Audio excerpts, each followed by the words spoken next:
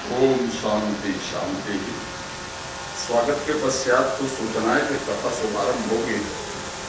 आइए हीना जी।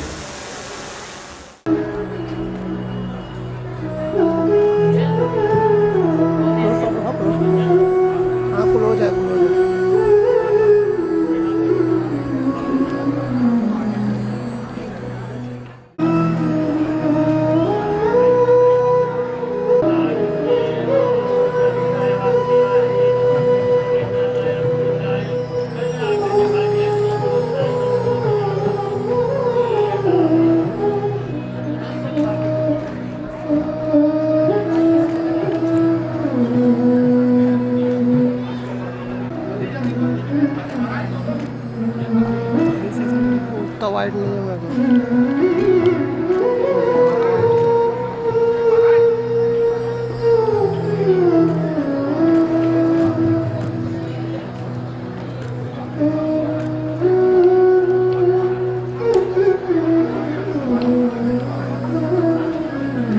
शोक विनाशकारकं नमामि विघ्नेश्वर पादपङ्कजं। बोलो श्री गजानन महाराज सभी से आग्रह अपने स्थान पर खड़े हो जाएं। करुणावतारं सद्भागवत भगवान की है आरती। पापयों को आप से है आरती। श्री भागवत भगवान की है आरती। पापियों को पाप से है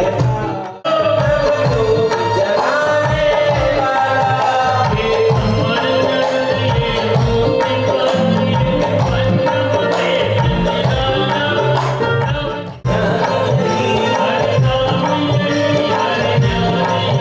हरि नाम नहीं हरि ध्यान नहीं।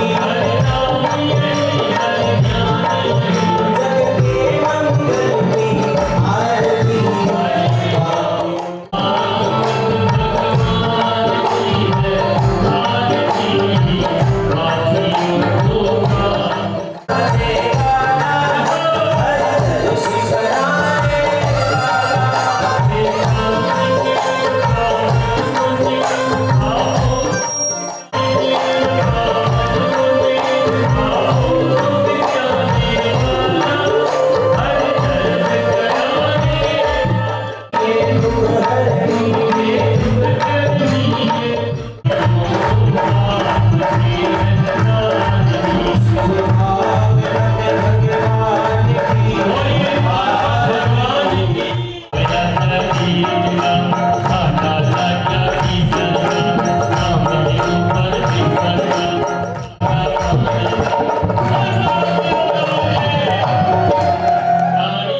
जी, आप समस्त सृजन से विनम्र आग्रह है क्योंकि आप मंच पर क्रमशः आते जाएं और व्यासपीठाधीश्वरा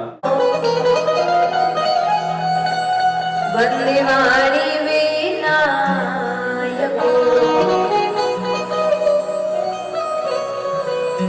नमो ब्रह्माण्डदेवाय गो ब्रह्मण्ड हिताय च जगद्धिताय कृष्णाय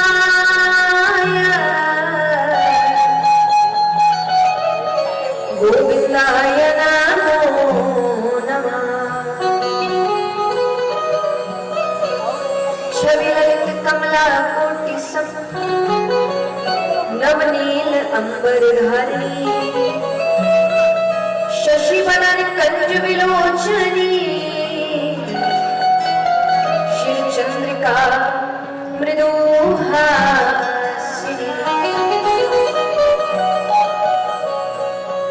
आनंद धन गोविंद मंदिर अनन्य निवासिनी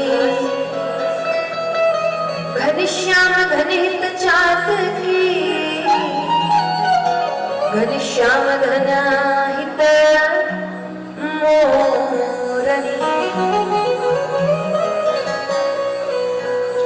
जय जय श्री राधे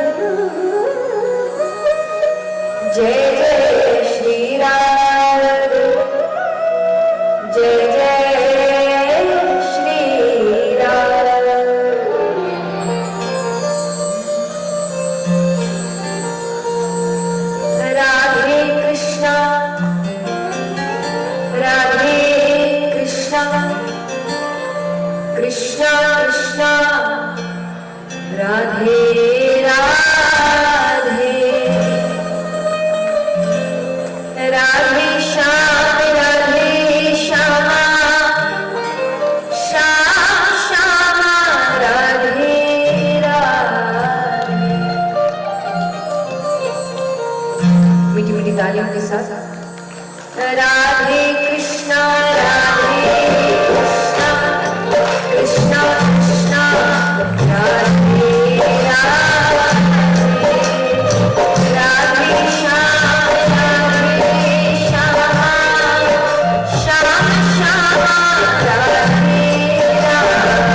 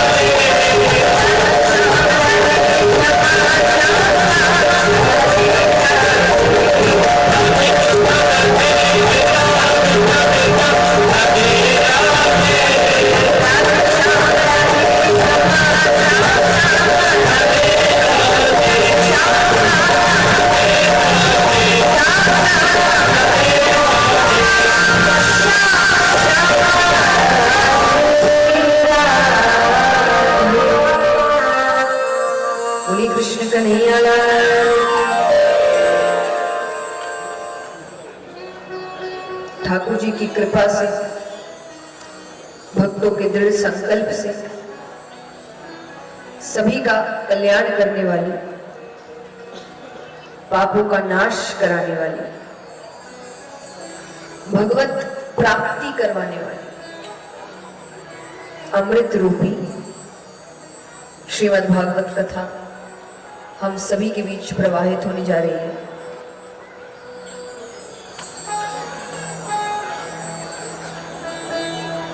और इससे बड़े पुण्य की बात और क्या हो सकती है कि माननीय श्री अजय चंद्राकर जी ने ये कथा आप सबको तो पुण्य का भागी बनाया है इस कथा में, पर कहते ना दो पुण्य एक साथ जुड़ गए इस कथा में कि कथा सुनने का तो पुण्य मिल ही रहा है, पर जिस कारण से कथा हुई है उसका ही सबसे बड़ा पुण्य मिल रहा है। हम सभी जानते हैं कि 2-2.5 साल बहुत मुश्किल में गुजरे हैं, खास करके उनके लिए जिन्होंने अपने अपनों को खो दिया।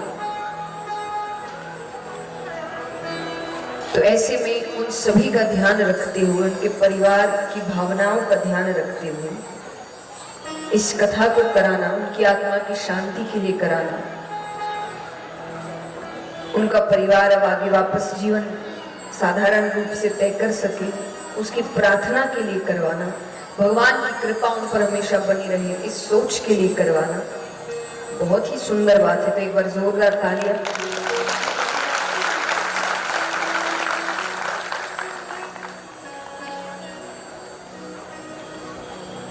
और ये इतनी सुंदर कथा है, जैसा कहा अमृत रूपी कथा।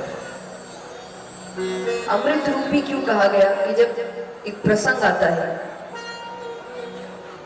कि जब सुखदेव जी कथा सुनाना आरंभ कर रहे थे राजा परीक्षित को, तो स्वर्ग लोक से देवता गण आते हाथ में अमृत कलश लेकर, और उन्होंने कहा कि आप ये अमृत राजा परीक्षित को पिला दीजिए,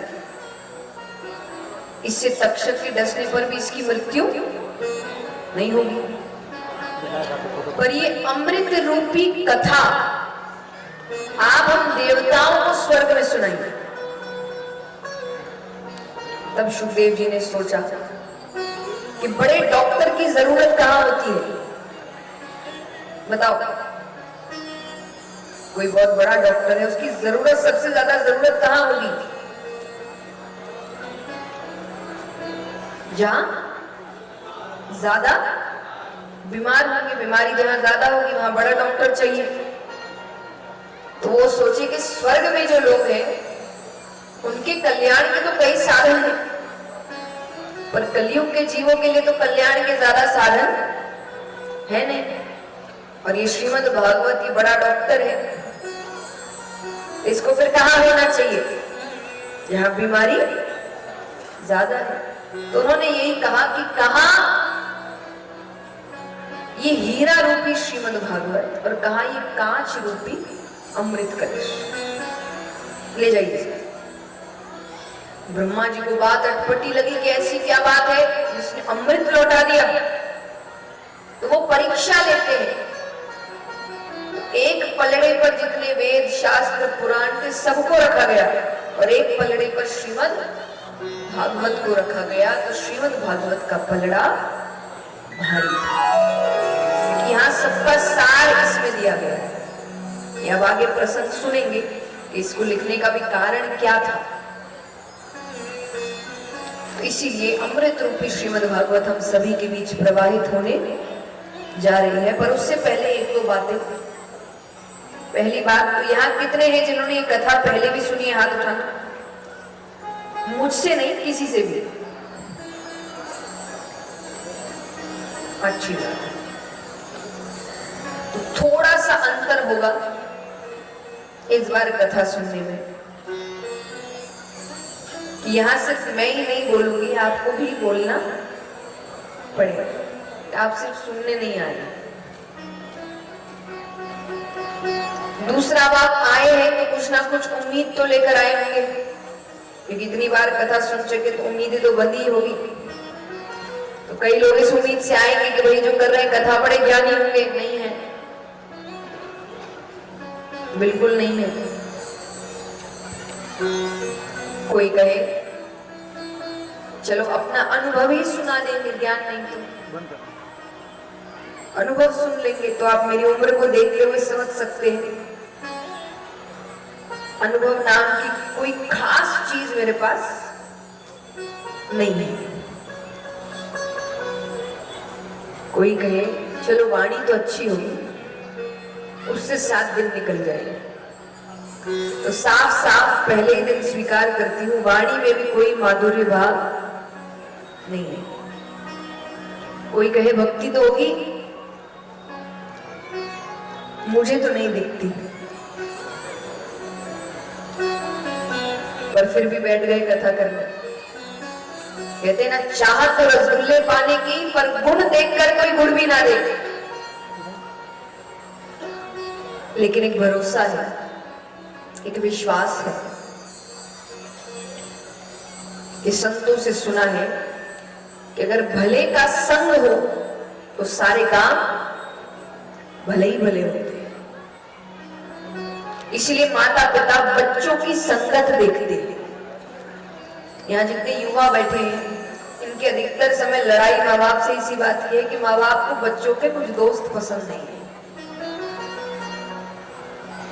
इससे बात नहीं करना, उसके साथ नहीं घूमना, कैसे दोस्त है। और बच्चा हमेशा एक ही जवाब देता है, जबकि अंदर से वो भी जानता है कि दोस्त अच्छे नहीं है,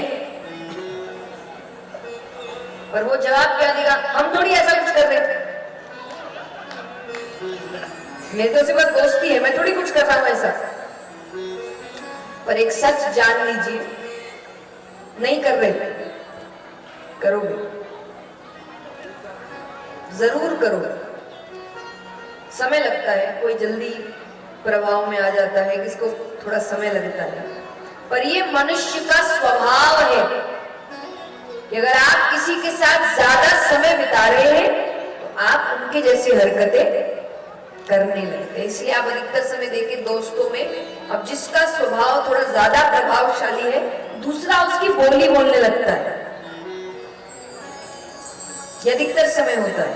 फिर आप उसी की जैसे बोली बोलने लगते हैं। जो शब्दों का प्रयोग वो करता है, वही शब्दों का प्रयोग आप करने लगते। क्यों? क्योंकि मनुष्य का स्वभाव है, इससे कोई भाग नहीं सकता। इसीलिए एक बात मैं हमेशा कहती हूँ कि आप, भगवान ने भी यही बात बताई है, और यहाँ माँ बाप भी बैठे उनके लिए भी है कि जबरदस्ती किसी चीज का सुझाव नहीं है।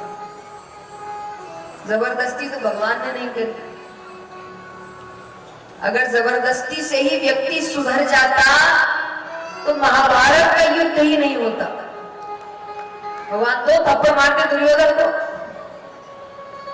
और सीधा कर देते, पर भगवान कहते जबरदस्ती कोई चीज भगवान बता देते हैं बस कि देखो ये सही है, ये गलत है, अब तुमको क्या करना है तो तुम जानो। ये जो बात मैं अभी कहने जा रही हूं, ये उनके लिए है जिनको जिंदगी में कुछ अच्छा करना है। अगर आपको सच में जिंदगी में कुछ अच्छा करना है, कुछ बड़ा करना है, तो आपको अपनी संगत अच्छी रखनी पड़ेगी। आपकी संगत ही अगर अच्छी नहीं है, आप जिंदगी में कुछ बड़ा नहीं कर पाएंगे। और जो कहे कि भाई नहीं भाई मुझे कुछ नहीं करना, मुझे मौज मस्ती करनी है, तो फिर जो मन करो, फिर मेरे तरफ से कोई दबाव नहीं है। कुछ होता है लोगों को नहीं करना, कुछ होता है हमको बर्बादी करनी है जिंदगी भाई, तो फिर आपका जो मन वो करो। लेकिन अगर आप सोच रहे कि नहीं मुझे अच्छा भी करना है लेकिन संगति भी पूरी रखनी है, दो एक साथ नहीं चल सकते। अगर आपके आसपास के लोग ऐसे हैं जो आगे बढ़ना नहीं चाहते, कुछ करना नहीं चाहते, हर वक्त नकारात्मक सोच रखते हैं, आप कितनी अच्छी सोच लेकर चल रहे हो वो सोच बिगड़ जाएगी। तो अगर आपको कुछ अच्छा करना है तो संगति अच्छी रखनी पड़ेगी। जो खुद आगे बढ़ना चाहते हैं, बदलाव लाना चाहते हैं, बड़ा करना चाहते हैं, ऐसे लोगों के बीच उठे बैठे। तो यहां पर संत कहते हैं कि भला का संग हो तो सबका भले ही भले होते हैं। और मेरी 7 दिन में संगत कौन है?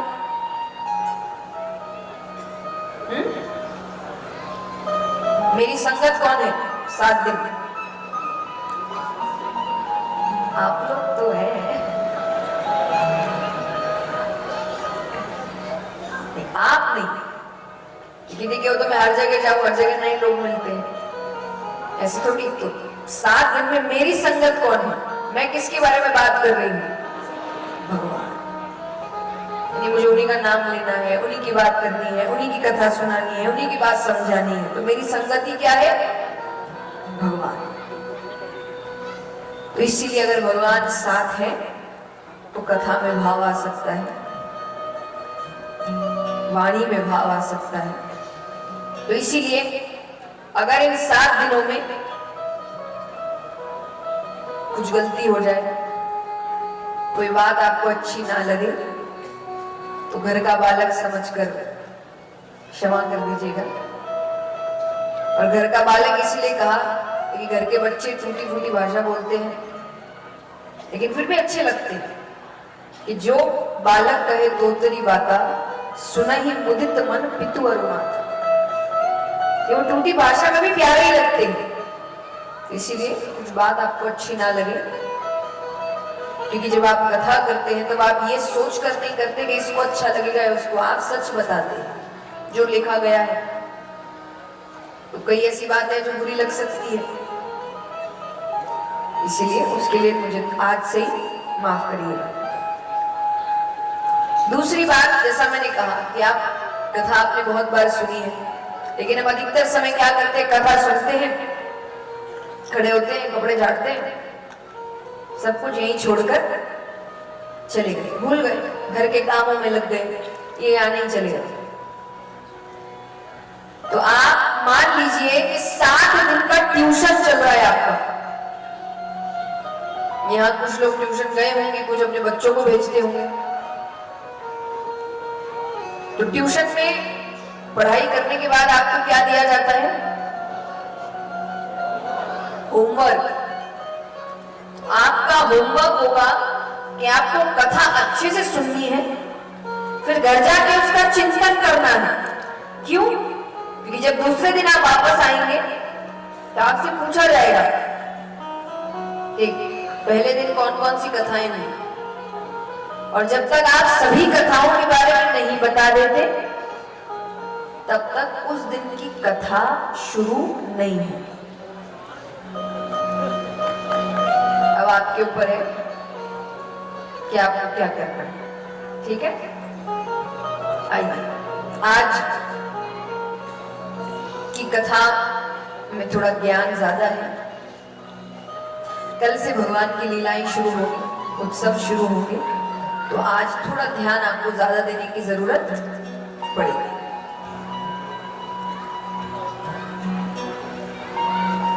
वेद व्यास जी ने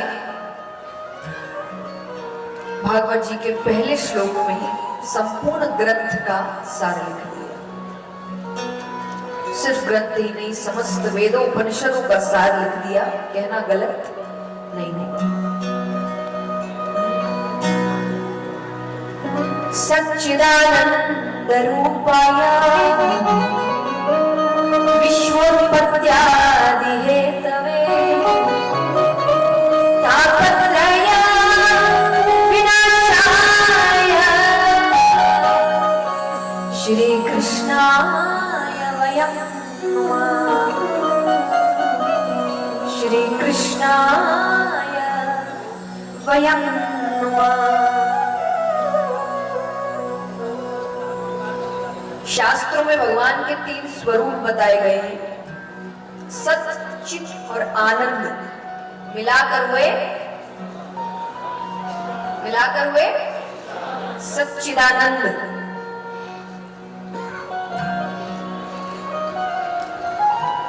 अब सत मतलब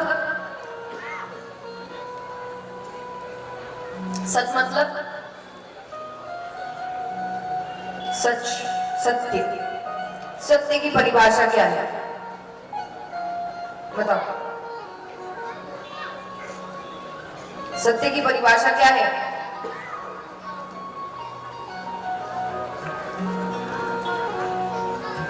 शांत नहीं रहना है, बोलना है। मैंने कहा ना, ये यानी ऐसे सुनने से नहीं चलेगा। यहाँ पे यहाँ पूरी बातचीत होगी। सत्य की परिभाषा क्या है? अरे सही गलत कुछ भी बताओ, पर बोलो भाई।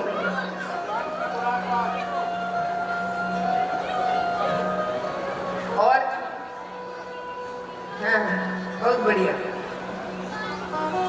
और अपने मन का उत्तर बोलना है, किसी और का उत्तर नहीं।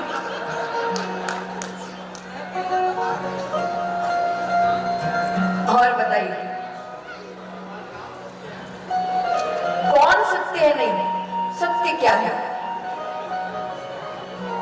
उस पे हम वो दूसरा क्वेश्चन है, सत्य क्या है?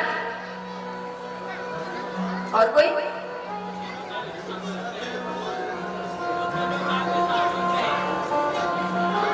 तो साधारण शब्दों में, जो कभी बदले ना, जो कभी बदलता नहीं, अडिग रहता है, वो सत्य। कोई भी समय आ जाए, कोई भी काल आ जाए, कोई भी युग आ जाए, कोई भी परिस्थिति आ जाए, कोई भी व्यक्ति आ जाए, सत्य बदलता नहीं है। झूठ को हर पल बदलना पड़ता है। इसलिए कहा जाता है, एक झूठ को छुपाने के लिए 100 झूठ बोलने पड़ते, क्योंकि एक ही आदमी को आप एक झूठ नहीं बता सकते। अगर आप झूठ बोल रहे हो तो आपको सबको थोड़ा सा तोड़ मरोड़ करके एक ही हर आदमी को एक झूठ नहीं बता सकते। आप समझते होंगे अच्छे से बात, है ना? व्यक्ति झूठ ज्यादा बोलता है आज के समय में, तो हर व्यक्ति को एक झूठ नहीं बता सकते। तो एक ही झूठ को छुपाने के लिए 100 झूठ बोलने पड़ते हैं। और कलयुग में तो मुझे लगता है 1000 झूठ बोलने पड़ते हैं। पर सत्य के लिए ऐसा, सत्य हर वक्त एक ही रहता है।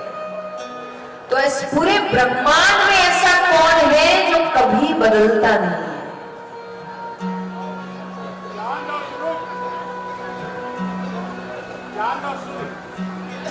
और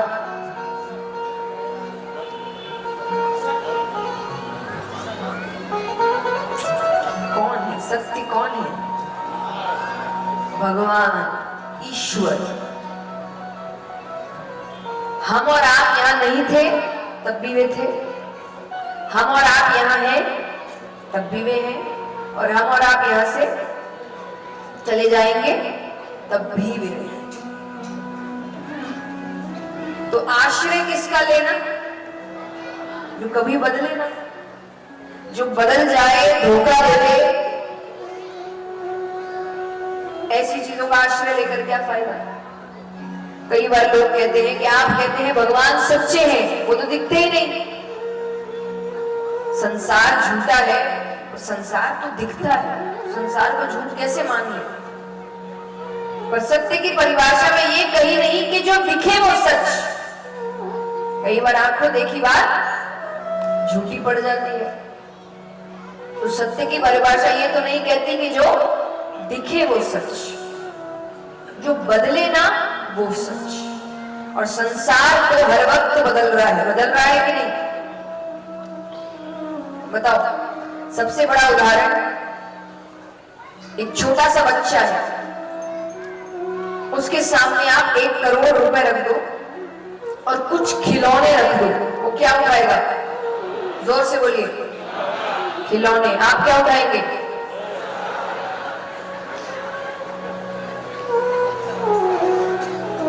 पैसा, है ना? अब मान लो वही व्यक्ति बूढ़ा हो गया है, अच्छी खासी उम्र हो गई, अब ज्यादा दिन बचे नहीं उसकी जिंदगी के। अब उससे कोई कहे कि उसको 10 करोड़ रुपए दिए जाएंगे, या वो कुछ दिन उसको अपने परिवार के साथ मिलेगा, तो व्यक्ति क्या चुनेगा? परिवार। तो एक ही जिंदगी में कितनी बार आश्रय बदले?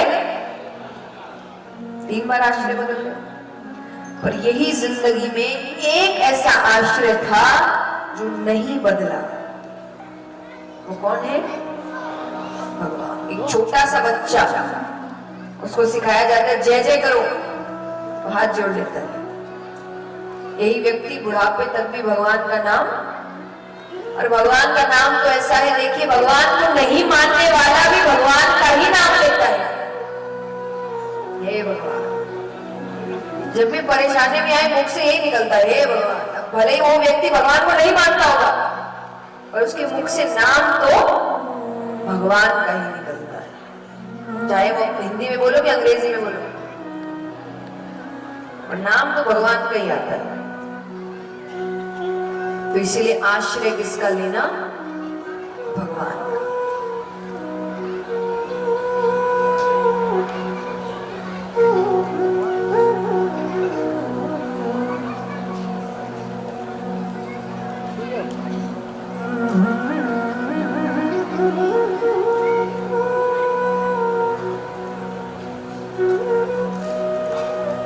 आइए, एक निवेदन है, ये जो ये सब इतने बैठे हैं, ये सब थोड़ा बीच में आ जाए आप, ताकि सामने मेरी नजर रहे एक तरफ, यहाँ आप, हाँ, ताकि मैं देख। धन्यवाद, बस शांति से।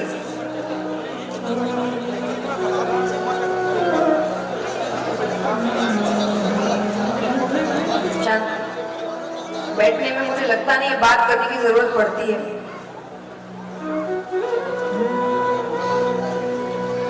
आनंद, आनंद क्या है? आनंद को बाहर खोजने की कोशिश करते हैं। यहाँ चले जाएंगे तो बड़ा आनंद आ जाएगा, ये देख लेंगे तो बड़ा आनंद आ जाएगा, यहाँ घुमाएंगे तो बड़ा आनंद आ जाएगा, ऐसा कर लेंगे तो बड़ा आनंद आ जाएगा। पर ये सब कुछ समय के आनंद है। कितने समय के? कुछ समय, दिन भी पता नहीं वो चले कि नहीं चले, पर कुछ समय, कुछ समय के आनंद है। और इसलिए आप एक चीज ध्यान दीजिए, सबसे ज्यादा मनोरंजन के साधन किसके पास है? जीवों में से मनुष्य के पास। लेकिन सबसे ज्यादा बोर कौन होता है? हर कुछ समय में बोर हो रहा है, कुछ नया चाहिए, कुछ नया चाहिए, यानी। लेकिन सबसे ज्यादा साधन ही मनोरंजन के है मनुष्य के पास। इसका मतलब वो सही आनंद के पीछे नहीं भाग रहा, क्योंकि अगर सही आनंद के पीछे भागेंगे तो वो बोर क्यों होगा? हर समय में कुछ नया क्यों चाहिए उसको?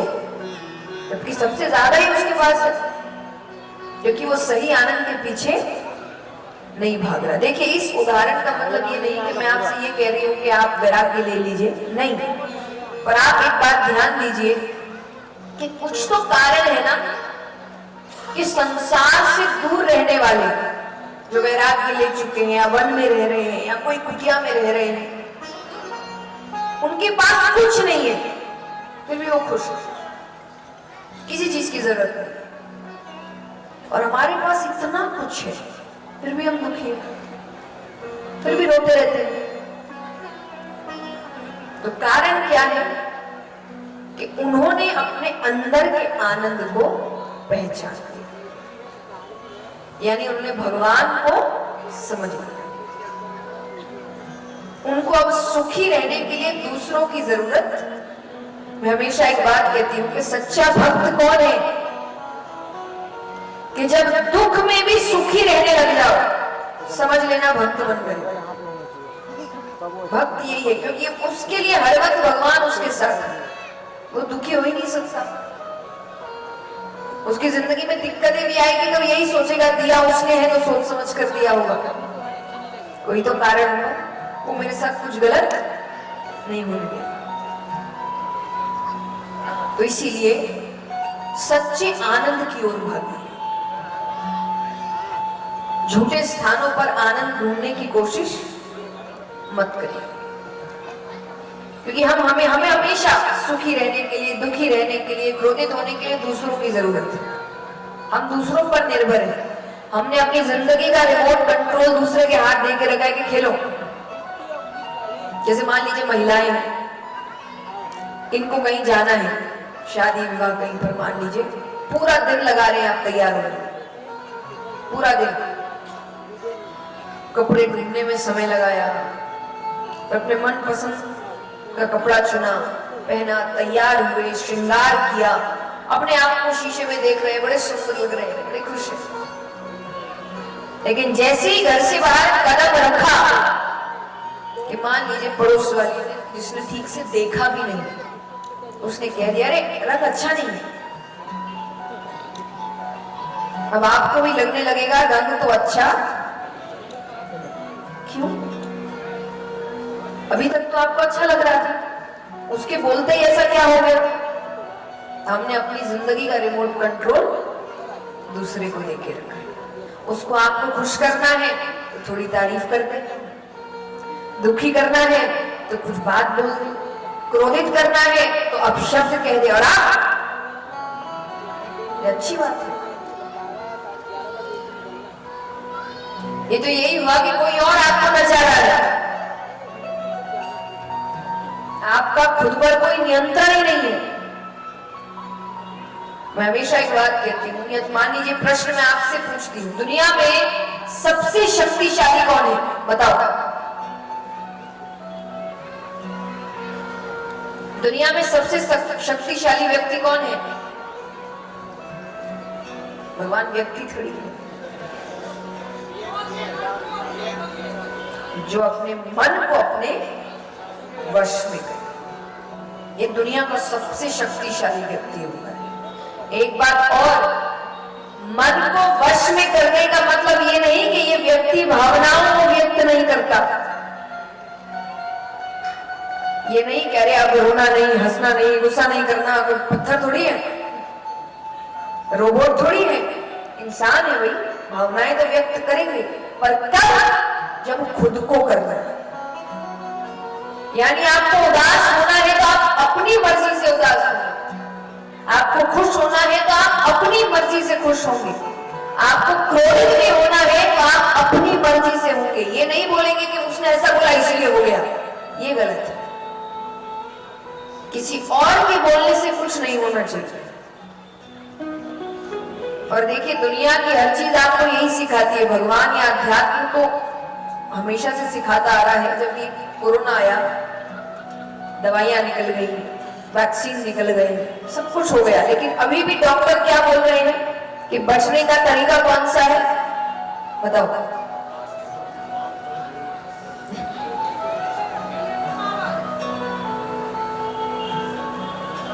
कि आपकी इम्यूनिटी जितनी अच्छी होगी आप इस बीमारी से दूर रहेंगे। इम्यूनिटी मतलब अंदर की शक्ति, अंदर से आपका शरीर कितना मजबूत है। तो बाहर का वायरस आपका कुछ, जिंदगी भी यही है, इसको इतना मजबूत रखो कि बाहर के लोग जो वायरस रूपी हैं,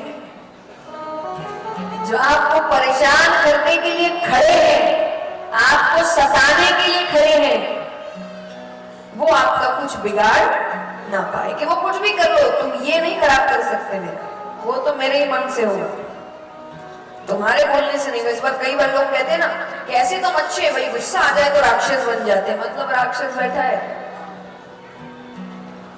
कोई भी चाहे कभी उस राक्षस को बाहर निकाल सकते, उस राक्षस को ही हटा दो। इसलिए अपने ऊपर नियंत्रण रखिए। तो जिसने असली आनंद को समझ लिया, उसने भगवान को समझ लिया। ऐसे भगवान जो तीनों तरह के तापों से हमें मुक्त करते हैं, उनसे प्रार्थना है हम उन पर कृपा करें। अब कई बार भक्त कहते हैं कृपा कैसे करें, ऐसा क्या करें कि भगवान हम पर कृपा कर दे। तो संत बताते हैं कि भगवान ऐसे तो सर्वशक्तिमान है, पर भगवान की भी एक कमजोरी है। क्या कमजोरी है? कि भगवान भक्त को रोते हुए नहीं देख सकते। भगवान कहते हैं सन्मुख होए जीव मोहे जब, एक बार वो मेरे सामने आ जाए कि हे नाथ मैं आपका, मैंने बहुत गलती की होगी पर अब मैं आपका हूं। कि सन्मुख होए जीव मोहे जब ही, जन्म कोटि अदना सही तब, उसके जन्मों जन्मों के करोड़ों पाप वही खत्म कर देता। एक बार वो आ जाए मेरे सामने बस, तो भगवान तो इतनी कृपा करते हैं। देखिए भगवान की कमजोरी है, वो भक्त को रोते हुए नहीं देख सकते। इस प्रकार भगवान के स्वरूप को बताया जाता है। अब चलते हैं शुकदेव जी के अवतार की कथा की ओर। ऐसे अलग अलग शास्त्रों में अलग अलग ढंग से बताई गई है, पर दंत कथा के अनुसार एक बार ब्रह्मा जी ने एक सभा का आयोजन किया। देवी देवता यक्ष गंधर्व किन्नर सबको बुलाया गया। उस सभा में एक प्रश्न उठा कि 3 लोग 14 भुवन में सबसे कीमती वस्तु क्या है। सब अपनी अपनी राय देने लगे। कोई कहे कि हीरा, कोई कहे स्वर्ण सोना, कोई कहे चांदी। तो ऋषिगण भी बैठे थे। उन्होंने कहा कि ये तो बहुतों के पास मिलेगी। यहां भी कितनों के पास होगी? सोने की वस्तु किस किस के पास है? हाथ उठाओ।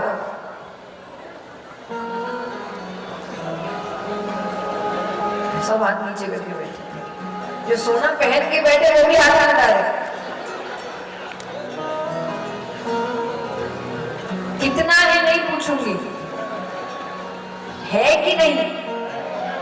तो है तो हाथ उठाओ। हाँ, तो सबके पास है। ये चाहे इतना ही हो चाहे इतना हो, पर तो जो सबके पास हो वो कीमती कैसे? कीमती तो ऐसा हो जो किसी किसी के पास मिले, जल्दी से मिले ही ना। तो ऋषिगणों ने कहा ये सबसे कीमती नहीं है। तो बोले फिर आप बताइए सबसे कीमती क्या है? बोले अगर सबसे कीमती कुछ है तो वो है प्रेम। हमारे आपका प्रेम नहीं है। हमारा तो आज किसी से, कल किसी और से, परसों किसी और से। ये प्रेम नहीं है। निस्वार्थ प्रेम, जिस प्रेम में कोई स्वार्थ ना हो। हम तो इतने स्वार्थी हैं कि भगवान से भी स्वार्थ के लिए प्रेम करते हैं। आज मनुष्य इतना स्वार्थी हो गया है कि भगवान एक काम ना करे तो लोग भगवान बदल लेते। इतना स्वार्थी हो गया मनुष्य। ये प्रेम है, निस्वार्थ प्रेम, कोई कारण ही ना हो। तो वो कहते ये प्रेम सबसे ऊपर है, ये बड़ा कीमती है, ये नहीं मिलता हर जगह। तो सबने कहा फिर मिलेगा कहां? कोई एक तो प्रेरणा स्वरूप होना चाहिए जिसको देखकर व्यक्ति सीखे। फिर सब अपने अपनी राय देने लगे। कोई कहे हो ना हो ब्रह्मा, ब्रह्माणी के पास तो होगा। ऋषिगण कहते नहीं, वहां भी ब्रह्मा जी रचना के कार्य में बहुत व्यस्त है, ब्रह्माणी के लिए समय ही कहां है। अब नारद जी भी बैठे। नारद जी किसके भक्त थे? विष्णु जी, लक्ष्मी माता। तो उन्होंने कहा वो ना हो मेरे प्रभु विष्णु भगवान और लक्ष्मी माता के पास तो जरूर है। ऋषिगणों ने कहा वहां भी उतना, क्योंकि अगर होता तो भगवान समय ना समय देकर भक्तों के पीछे थोड़ी जाते। गजेंद्र ने मध्य रात्रि में पुकारा, भगवान लक्ष्मी जी को छोड़ के भाग गए, पैदल जाते हैं। यानी भक्तों की तरफ झुकाव ज्यादा है। तो सबने कहा फिर आप ही बताइए कहां है? तो बोले अगर प्रेम की पराकाष्ठा कहीं है तो वो है महादेव जी और पार्वती माता के पास। एक तो वो उनके आधे अंग पर विराजती है, और महादेव जी ज्यादा से ज्यादा समय कैलाश पर्वत पे ही रहते हैं। वो कैलाश पर्वत छोड़कर किसी को बात करनी है तो वहीं आओ, वो जल्दी से कहीं नहीं जाते। नारद जी विष्णु भगवान के भक्त है। नारद जी ने कहा ऐसी कोई बात नहीं है, पर सबको बात सही लगी। तो नारद जी ने कहा अगर इतना ही प्रेम है तो मैं उनके भी झगड़ा करवा दूं तो। देखिए आपको लग सकता है कि पति पत्नी के बीच तो झगड़े होते ही हैं, आपस में झगड़ना अलग बात है, किसी तीसरे की वजह से झगड़ना अलग बात है। अगर कोई तीसरा आके आपके भी झगड़ा बनाकर चला जाए तो यानी आपके प्रेम में अभी कमी है। तो उन्होंने कहा मैं झगड़ा करवा दूं। बोले तब की तब देखी जाएगी। अब नारद जी रोजाना जाए और दोनों को साथ बैठा देख वापस आ जाए। एक दिन संयोग से महादेव जी कहीं गए हुए थे। नारद जी जाते हैं, माता को प्रणाम किया। माता ने कहा कैसे आना हुआ? बोले वो बाबा से कुछ जरूरी काम था। पार्वती जी ने कहा वो तो अभी बाहर गए हैं, अगर बहुत जरूरी काम है मुझे कह दो, मैं उनके आगे ही उनसे कह दे। नारद जी ने कहा थोड़ी व्यक्तिगत बात थी। व्यक्तिगत माने पर्सनल, सबको नहीं बता सकते। माता ने कहा कि बाबा और मेरे बीच कोई व्यक्तिगत बातें नहीं रहती। बोले मैं नहीं मानता, पुरुष कोई ना कोई बात तो स्त्री से छुपाता ही है, अब वो चाहे कोई भी हो। अब यहाँ जितने शादीशुदा पुरुष बैठे हैं, घर जाके सबकी क्लास है।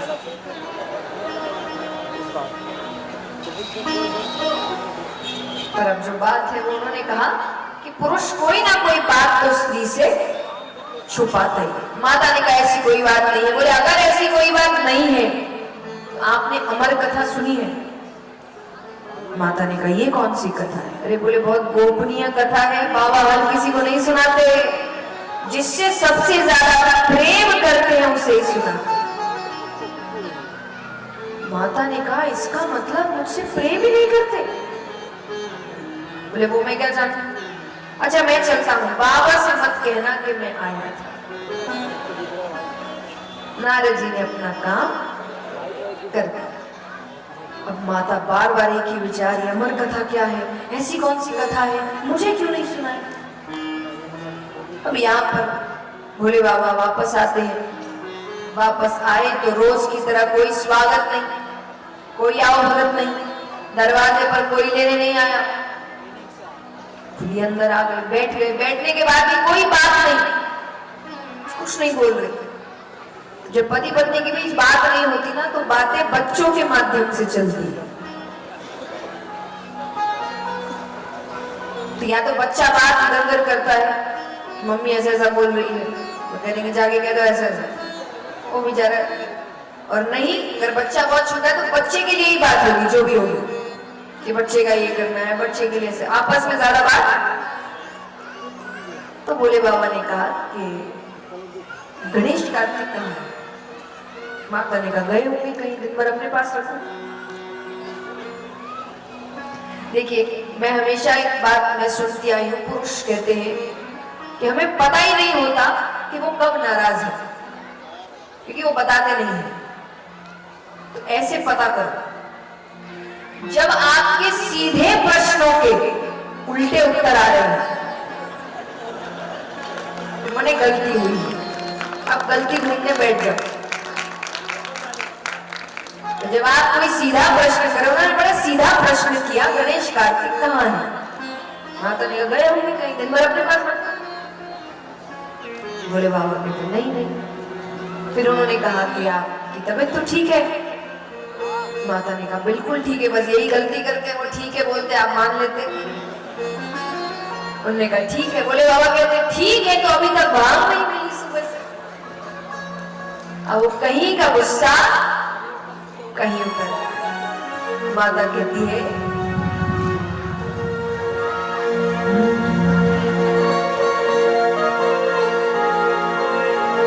भोला भांग तिहारी, नित्य घोटत घोटत हारी, कि भोला भांग तिहारी, नित्य घोटत घोटत हारी, मेरे दोनों हाथ दुखाए, तेरी एक दिन की होए तो घोटो रोज न घोटी जाए। भोला भांग तिहारी।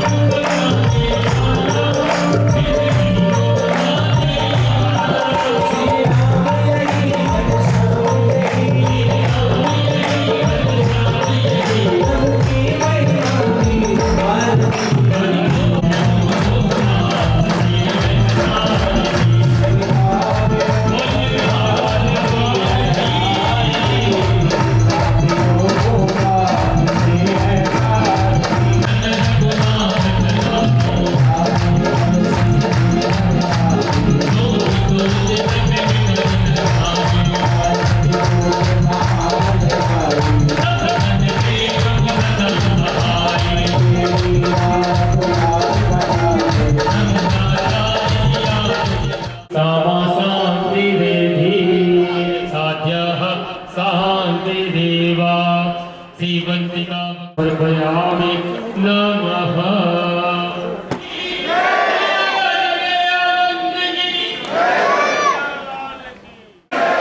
सांवरे सरकार की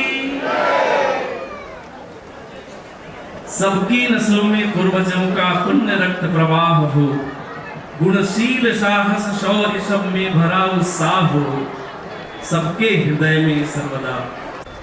श्रीमद् भागवत महापुराण कथा का प्रस्ताव आप सब अभी कर रहे थे। विश्वविख्यात कथा